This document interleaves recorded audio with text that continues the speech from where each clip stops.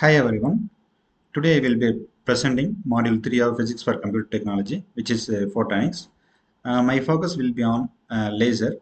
We are going to discussing about its properties, working principle, and the applications. We will begin with a short introduction to lasers. Then we will explore their unique properties. Next, I will explain laser action and how it differs from ordinary light. After that, we will look into ancient quantum theory of radiation, which explains the fundamental physics behind laser operation. Finally, conclude the session. First, let us see what is meant by laser. The word laser stands for light amplification by stimulated emission of radiation. A laser is essentially a device that produces a highly concentrated beam of light. Unlike normal light sources, a laser works on principle of stimulated emission, which was first explained by Einstein. Now let us see what are the properties of a laser. The important properties of lasers are coherence, high intensity, directionality, and then monochromaticity. So coherence is nothing but all the photons emitted from the laser source having same wavelength, same amplitude, and then same phase. So this property is known as the coherence. And the next one is high intensity. Then third one is directionality. Laser beam travel in a very narrow path with little spread. This is called the directionality property. Then final one is highly monochromaticity. So monochromatic is nothing but it is a single wavelength or single color. So these four properties make lasers unique and extremely useful in science and technology. Next, let us see the comparison of laser light and ordinary light. So ordinary light, like from a bulb, is incoherent, multicolored, and spreads in all directions. Laser light, in contrast, is coherent, monochromatic, highly directional, and much more intense. For example, sunlight is an ordinary light, whereas helium neon laser is the highly monochromatic. Now let us see the laser action. The key principle behind laser action is population inversion. Normally, more electrons stay in the lower energy states. For lasing, we need to artificially create a condition where more electrons are in the excited state than in the ground state. This condition is known as the population inversion. Simply, we can say that is N2 greater than N1. This inversion allows stimulated emission to dominate, producing laser light. Next, let us see the Einstein quantum theory of radiation. Einstein proposed three processes. One is absorption, spontaneous emission, stimulated emission. Absorption is nothing but when a photon excites an electron to a higher energy level. Here, actually, consider an atom. If a photon hits on an atom, this receives the energy from the photon and it goes to excited energy level. This is called the absorption. Spontaneous emission is nothing but the excited atom comes to ground state without any external triggering. It's called the spontaneous emission. In stimulated emission, the excited atom comes to ground state with external triggering. So this is called the stimulated emission. Stimulated emission is the backbone of laser technology. Now let us see the mathematical expression for absorption, spontaneous emission, and stimulated emission.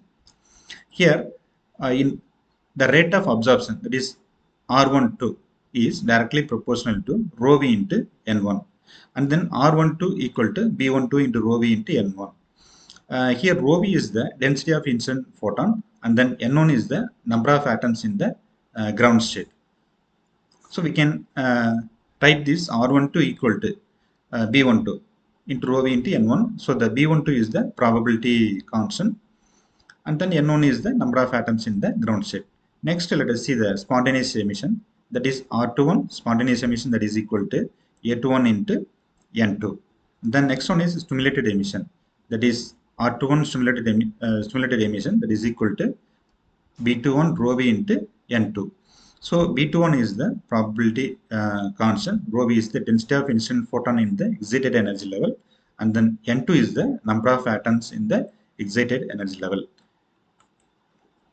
Next, let us see under the thermal equilibrium, the rate of absorption equal to rate of emission. So we can write uh, the equation 1, 2 and 3, rearranging the equations, we can get B1 to rho V into N1, that is equal to A21 N2 plus B21 rho V into N2. By solving this equation, finally we will get rho V value, that is density of uh, energy density of incident photon, that is equation number 4. We know the Boltzmann distribution law. From that we can able to calculate N1 value and N2 value. So from that we can finally calculate N1 by N2, that is equation number 5. So substituting these values in the rho v, so finally we will get rho v equal to A21 by B21 and into 1 divided by B12 by B21 into e power h mu by kpt minus 1. This is equation number 6. Actually, this equation number 6 is good agreement with Planck's energy distribution law. Equation 7 shows the Planck's energy distribution law.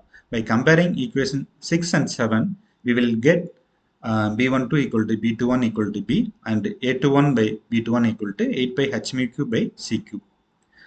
This implies equation number 8. So this is called the Einstein quantum theory of radiation. Here A and B are called the Einstein coefficient.